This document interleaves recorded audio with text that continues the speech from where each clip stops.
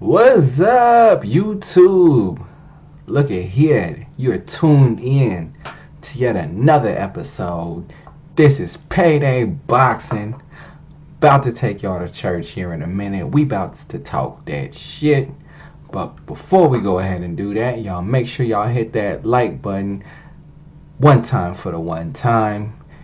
And yeah, go ahead and subscribe to the channel. Like I've said before, this is a brand new boxing channel here. We just here to bring you some commentary here about this boxing game. And like I said, this is Payday Boxing.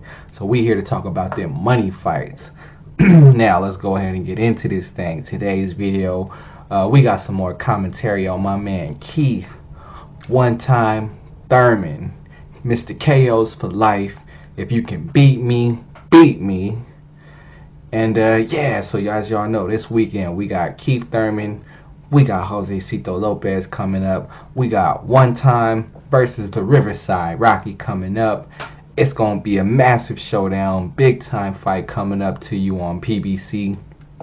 Let's go ahead and get into this thing, man. So with all due respect to my Riverside Rocky fans, this video is probably going to be more centered around Keith Thurman because Keith Thurman is the draw in this fight, you know. So, and I've been excited, to be honest with you, of the return of Keith Thurman because, well, Keith Thurman is not good but great for boxing, man. I mean, every time Keith Thurman's about to get in that ring, we know what Keith Thurman is bringing to the table. This guy, he's going to be an absolute lightning rod. He's going to entertain the fans, you know, and I'm talking about from an interview standpoint right now. This is before we get into the ring. But he's going to be a lightning rod. He's going to give you nothing but quotables. Every time they stick a mic in his face, they're going to give him nothing but quotables. And we know, just from the looks of it, man, that Keith Thurman loves the limelight. You know, as we know, when he was injured, he kind of faded more into the background, kind of played his position more. Hey, I'm not in the boxing ring, so I'm going to stay out of the spotlight. But now that he's back into the ring, it's good to see One Time back on his A game, man. You can see he's really getting back into his groove, man, as a fighter. And I think, like I said, Keith Thurman is a great thing for boxing, man. So a lot of people, obviously, that be hating on Keith Thurman, obviously, because of the recent history and people's own personal opinions on whether or not Keith Thurman is ducking and hiding from this fighter or that fighter. But scratch all that, man. Scratch all that, you know what I'm saying? Because Keith Thurman is a great thing for boxing, man. And it's great to have this man back into the ring, man. It's great to have this man back in front of a camera. It's great to have this man back in front of a microphone, and it's going to be great to have this man back into the ring this weekend. So in a minute, we're going to talk about what I think about what's going to happen in the fight, but we're going to talk more about some of these interviews that we've been seeing with Keith One Time Thurman because as I had mentioned, you know, the man, he just gives you nothing but quotables left and right. Quotables here, quotables there. I mean, he's an entertainer. He really puts on when you put the camera in front of his face.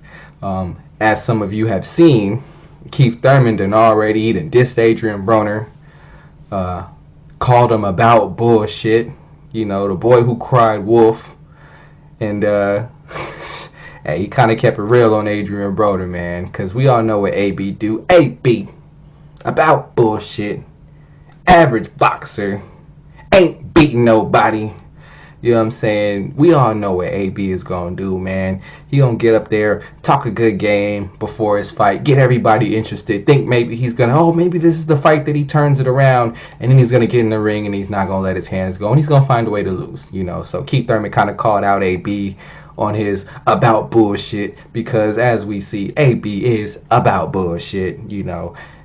If you believe in this man, if you bet on this man, you a sucker, you a fool. I'm sorry you lost your money. Unfortunately, it is what it is. And shit, I'm not even gonna lie. Y'all can check the video. Shit, AB almost had me turning around and believing in him because he talks such a good game. You know what I'm saying?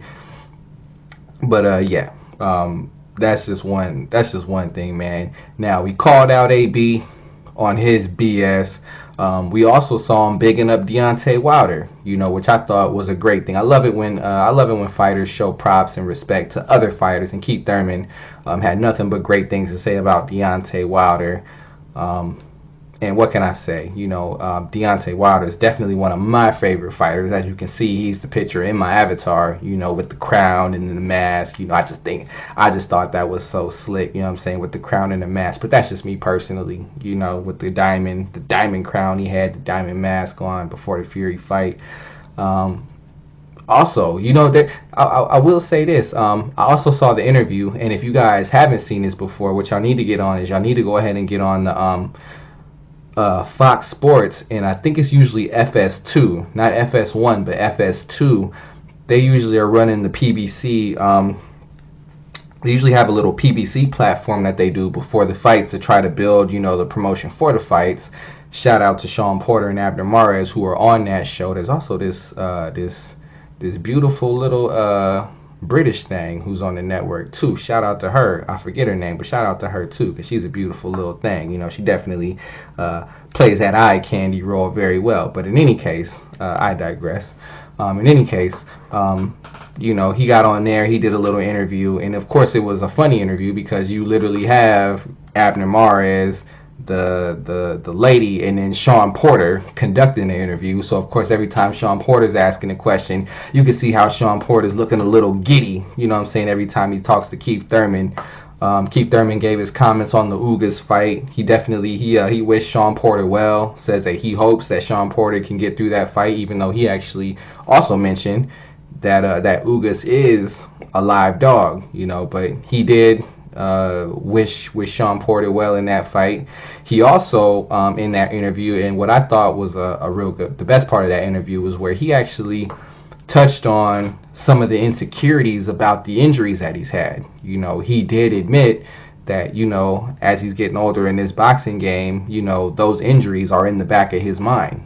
He says that something along the lines of, as he's been training, he's obviously gotten more confident in his elbow. He's gotten more confident in his hand, so he's not worried about those injuries.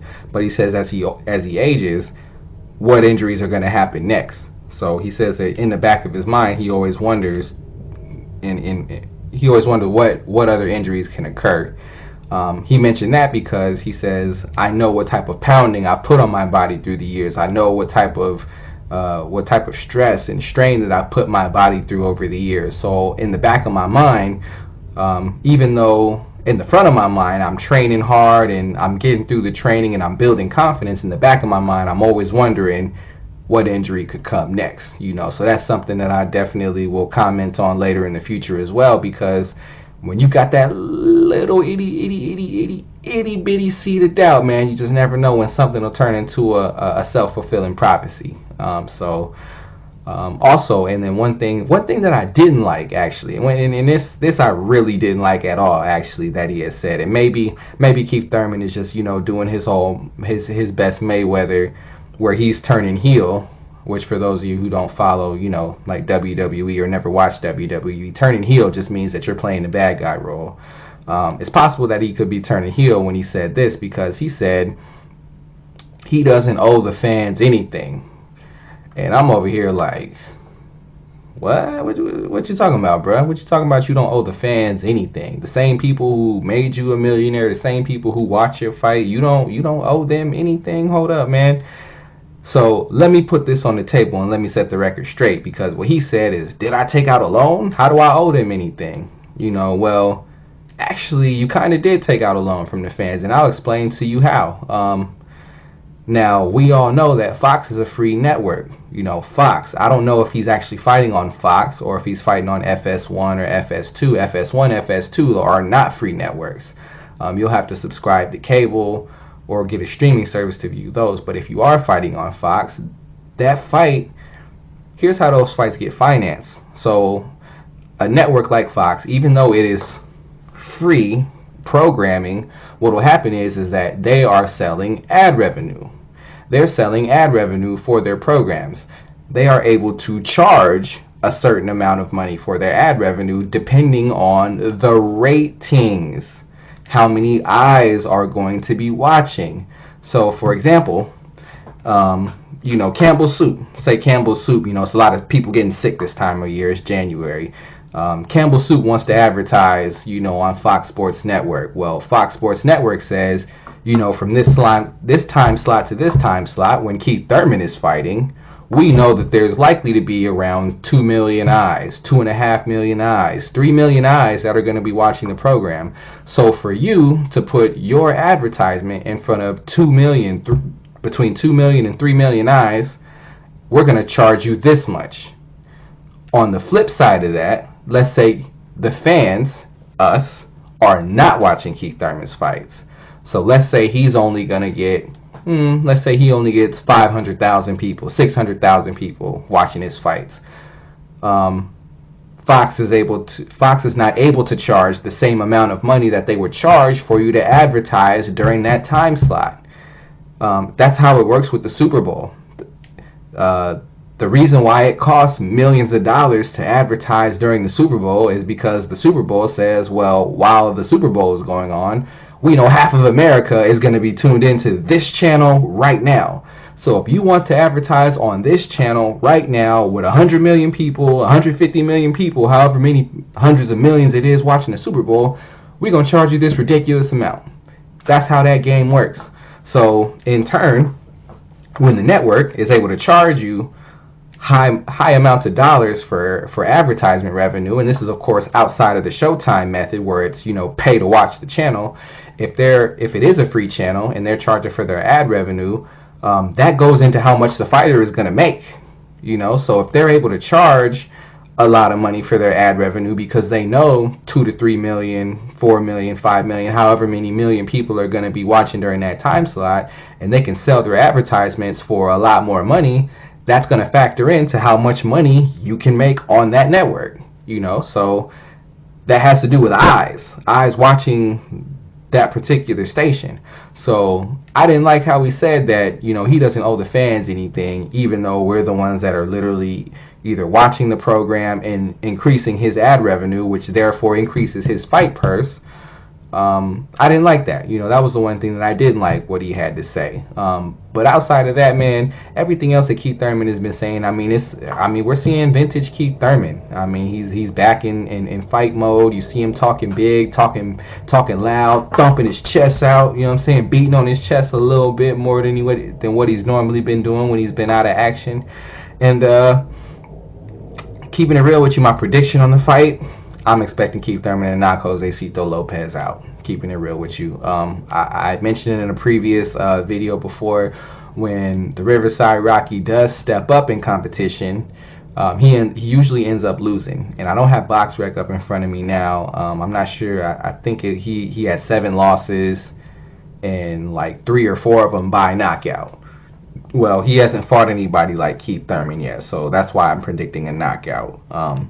What I expect to happen, I expect Keith Thurman to come out a little slow, feel his way into the fight, and as the fight goes on, I expect Keith Thurman to look more and more like Keith Thurman. He's going to get his legs underneath him, he's going to start throwing them one-time bombs, them KOs for life, and then eventually I think he's going to touch Riverside Rocky. I think eventually he's going to touch him.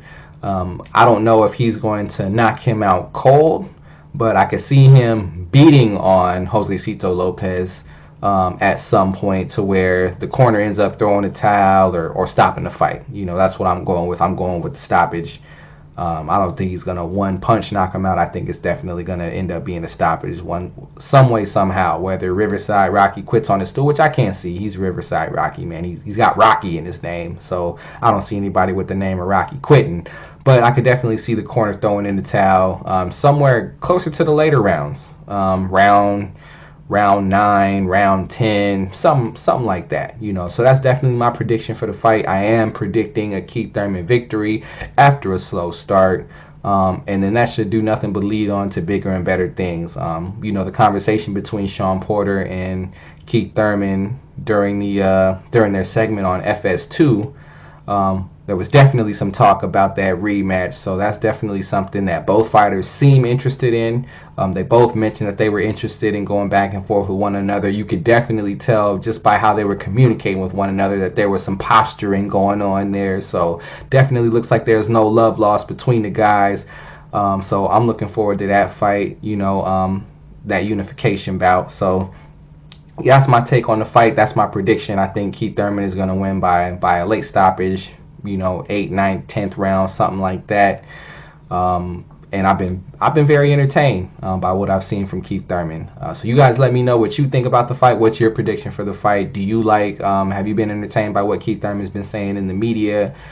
Did you find parts of it disrespectful like I did? You know what I'm saying? Hopefully, like I said, hopefully it's just Keith Thurman turning heel, trying to increase more fan interest, stir the pot a little bit to get more eyes watching the show. So that's what I'm hoping it is. So thank y'all again for tuning in to yet another episode of Payday Boxing. Make sure you like that video. If you like the video, subscribe to the channel. We're going to be dropping some more boxing content.